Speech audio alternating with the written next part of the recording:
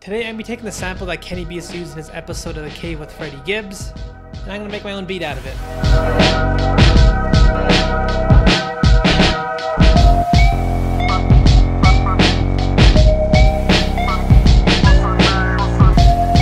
Alright, so here's a sample that Kenny Beats used in the video.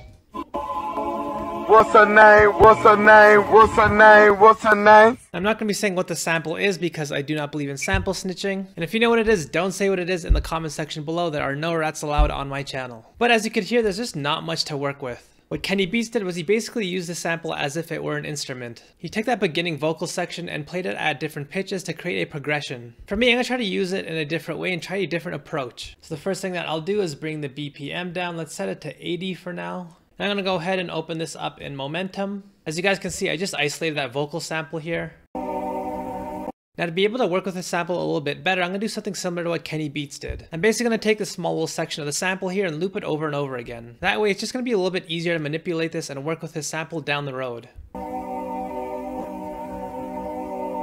You guys can hear it's not a perfect loop. These start and end times are a little bit audible, but I'm not going to worry about that for now. My hope is I'll be able to mask that later on once I start layering drums and other elements on top of the sample. But for now, I'm going to start playing around with this. The first thing I'm going to do is start playing around with the pitch. I think a good idea would be to take the sample and pitch it up so it registers into a higher frequency range. So this is sounding pretty interesting to me. There is a little bit of unpleasantness. You guys can hear there's a little bit of distortion with the sample. So I'm going to try to use a filter here to maybe mask that, see if that works. So I have an idea of what I might want to do with this sample. I think it'd be a cool idea to use this as a pad in the beat. So I'm going to have to get pretty experimental if I want to do something like that with the effects. First, I'm going to put an EQ on top of the sample. There was a little bit of unpleasantness still in the low end of the sample. I'm also going to boost some of the mid-range just so it's a little bit more audible. Next up, I'm going to add some saturation onto the sound just to get it a little bit more dense.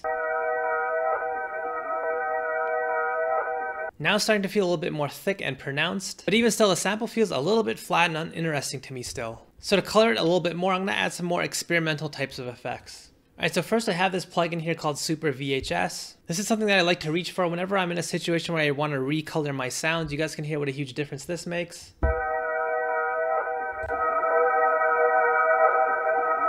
It just feels a lot more dense and a lot more rich. Next up, I used Reels, which is a tape saturation effect. This helped brighten up the sample a little bit more. You guys can hear what a difference this made.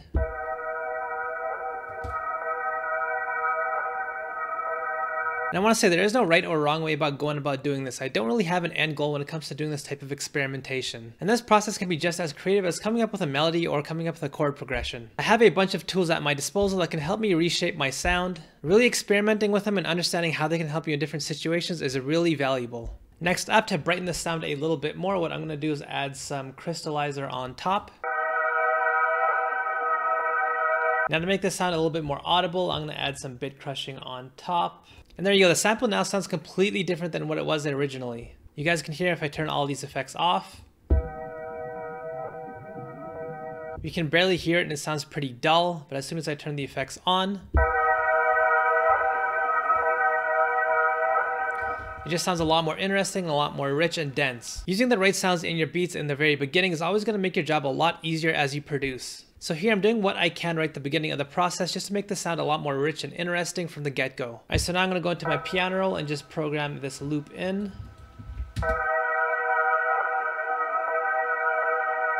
Alright, next up I'm going to work on adding bass to the beat here. As of right now, with this sample, it's pretty much not doing anything melodically, which isn't necessarily a bad thing. This is going to leave me with a lot of room to do what I want with the other melodic components in the beat. And I don't have to worry as much about whether it's going to clash with the sample just because it's only really playing one note here. So Kenny Beats used an 808 for his bass in his beat. I'm going to do something a little bit different for mine here. Since this sample takes up a lot of room in the higher end of the frequency spectrum, it would be a good idea to use a bass that not only takes up the low end, but also some of the mid-range as well. And so because of that, I'm going to try to use a synth bass here. That one doesn't really sound good to me. I don't like the shape of the sound. Let's try this bass here.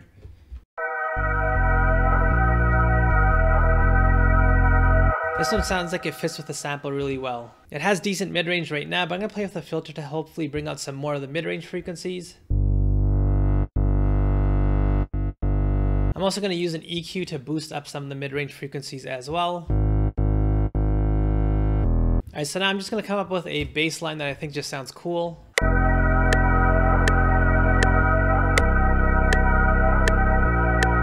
So again, if the sample was a lot more melodically complex, I'd have to be a lot more restrictive with the bass pattern and how frequently the bass is playing. But since the sample is essentially just one note, I can be a lot more free to use the bass to do the heavy lifting and providing the melody in the beat. Now, one thing that I like to do from time to time is just fiddle around with some of the higher notes to see how this sounds using the exact same bass patch.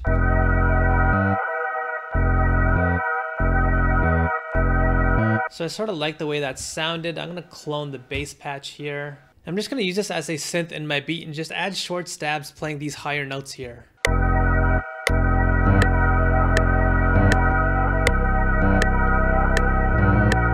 I like this pattern that I came up with, but as of right now, the sound itself is a little bit too in my face. So I'm going to go ahead and use an EQ here and really constrict the frequencies that the sound is producing. Now I'm going to weaken this synth a little bit more. One trick that I actually like to use is to put a chorus on top of the sound.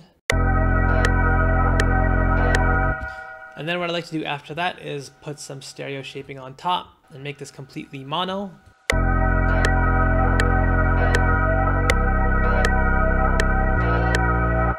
That's just a little trick that I like to use to make my sound a little bit weaker so it sits in the mix a little bit better. Alright, so now is a good time to add drums into the beat.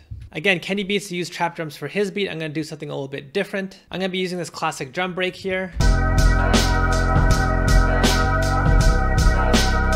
Again, if you know what this sample is, no snitching allowed. So the first thing I'm going to do is just repitch the drum break just so it fits the beat a little bit better.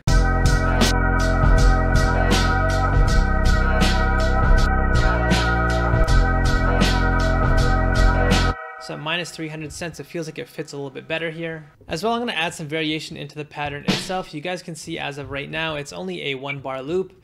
So I'm going to do my best to add some variation so it feels a little bit more like a 4-bar loop.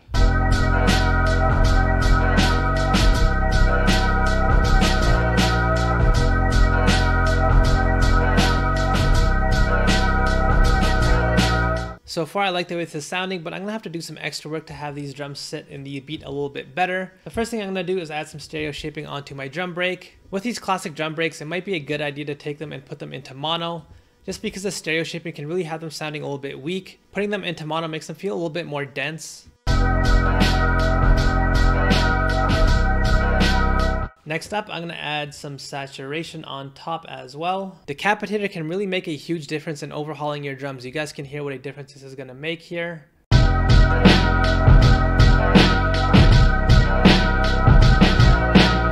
So it's a pretty huge overhaul to my drums, but it's sounding a little bit too dense right now. So next up, what I'm going to do is add some transient processing on top. I'm going to bring the release down just so I can control the tails of the drum sounds a little bit better and just have the drum break sound a little bit more thin.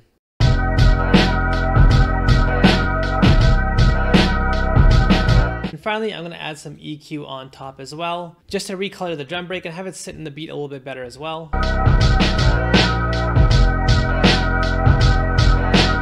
So I wanted the drums to sound a little bit brighter, so I brought up some of the high end, and I cut some of the low end here just to make some more room for my kick that I'm going to layer underneath, just because this drum break's kick is a little bit weak as it is right now. But again, you guys can hear the difference without effects.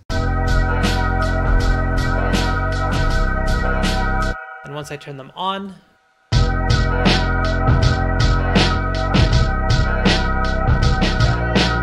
so I'm going to add this kick underneath the drum break. What I'm going to do is just copy and paste all these notes into the kick pattern. And since I know slices 1, 2, and 6 are all kicks, I'm going to go into this pattern here and just delete everything else other than those.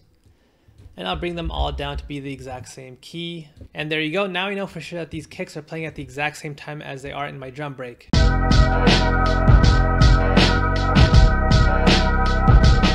As well, to add some more balance to my beat, I'm going to add this vinyl noise on top. Alright, so this is sounding pretty full to me right now, but as it is, I think this beat would get really dull if I just play this exact same thing over and over again. So just like Kenny B said, I'm sort of going to come up with an A and B variation to my structure for the beat, where I'll just alternate between two sections here. This is going to be my A section. Now what I'm going to do is build out a B section that's a little bit different, where I just alternate in between these sections over and over again for the entire beat. To do this, I find it's really helpful to keep some of the elements the same and change others. For example, for the B section here, I think what I'm going to do is just keep the drums and the bass the exact same. I'm going to get rid of the sample as well as these short synth stabs here. So this is what I'm left with. Now I'm going to add some more textures onto the beat and just create a more full beat for the B section here.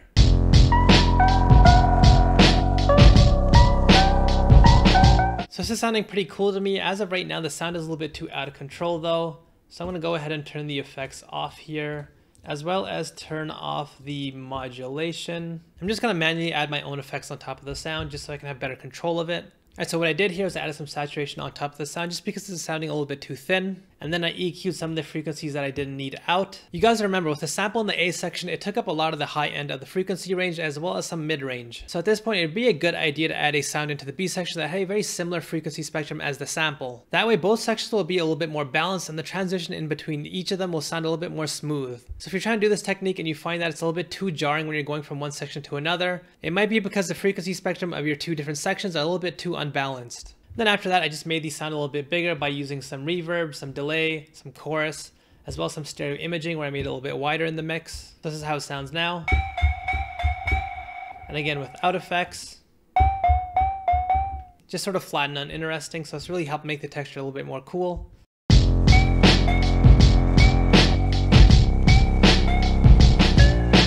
So this is sounding good to me so far, but it does need a few more layers, I think. You guys can see with this pattern that I built here, I don't have any notes playing at the very beginning of each bar. So maybe finding another texture and putting some notes there would be a good idea.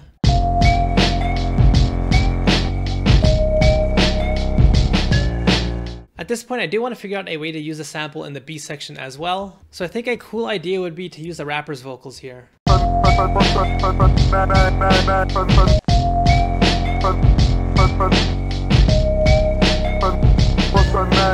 Now what I'm going to do is go ahead and shape the sound so it fits the beat a little bit better. So again, nothing too out of the ordinary here. I got some saturation, some EQ to really constrict the frequency spectrum of this sound, as well as some reverb just to push it back into the mix a little bit more.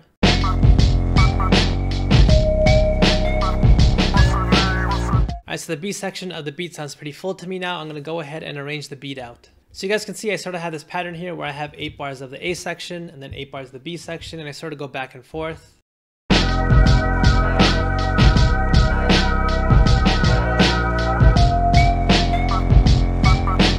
Right now, the transition in between the two doesn't sound all that bad, but I'm going to do what I can to make this a little bit more smooth. To get from A to B, one thing that I can do is just play around with the drums here and create a drum roll at the very end of the A section here. I can also make an alternate bass pattern at the very end of the A section as well.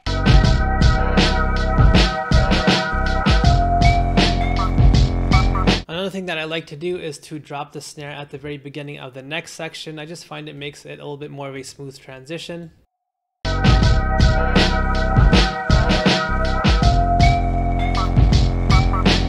Now to get back from the B section back into the A section, I think a cool idea would be to introduce the sample back a little bit early. I think if I used a tape start effect, that might be a cool way to do this. I'm also going to reduce some of these sounds at the end of the B section as well. So let's take a listen to how this sounds.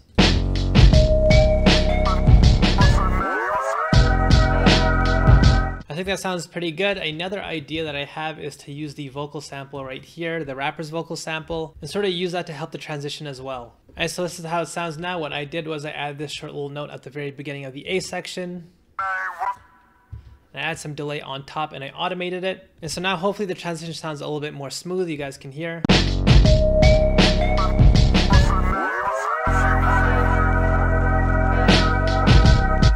So to me, that just sounds a little bit better. So the big things have been taken care of here. Now I'm going to just work on some of the smaller things within each section. For example, right now I have this bass at a 2-bar loop over and over again, but I can easily make this a 4-bar loop by just changing one of the notes here, for example. And there you go, it goes from a 2-bar loop to a 4-bar loop now. Same thing with these synth stabs, you guys can see it's just a 2-bar loop over and over again. I'll change every other pattern to be a little bit different, so I'll bring this note down.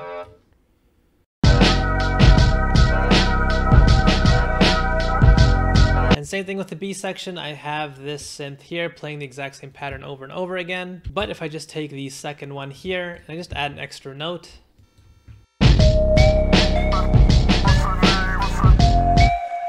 Again, these are just little small ways I can add a little bit more variation and just make things a little bit more interesting for the listener. What I'm going to do now is extend the beat out a little bit more and add some more variation across the entire beat as opposed to just within each section. For example, one of the things that I can do is just go into my drum pattern and just drop random notes here and there. Or I can go into other drum patterns and just add notes into those. can do the same type of thing with my bass patterns as well. I can just go ahead and make some of these unique.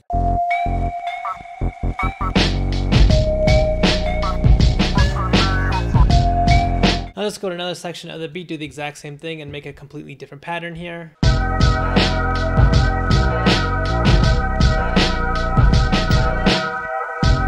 Another thing that I can do is just add random samples throughout the beat.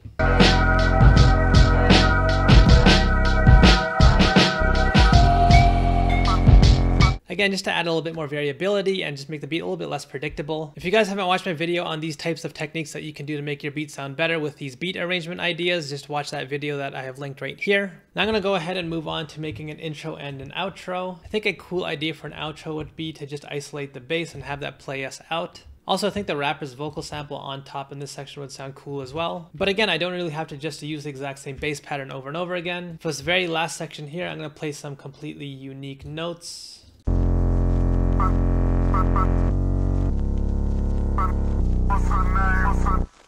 And also for the very end of the outro, I just added some random samples on top just because they sounded cool to me.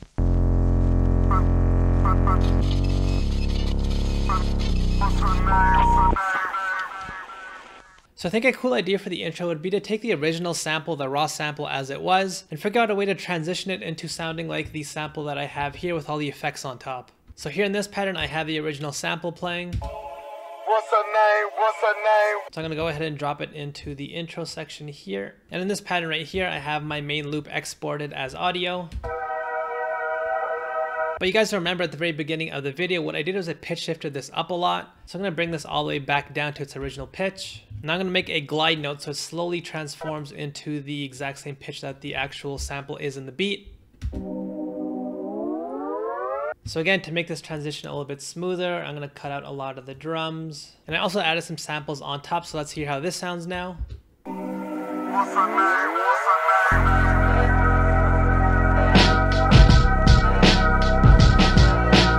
So it sounds like a cool intro to me. And there you go guys, I was able to flip the Kenny Beat sample that he used in his episode of The Cave with Freddie Gibbs and just make my own beat out of it. If you guys have enjoyed this video, like and subscribe. Let me know in the comment section below which producer or sample you'd like to see me do next. My free drum kit is available in the description box below. Also join the Discord if you want to partake in the live beat review, and I'll see you guys next Tuesday.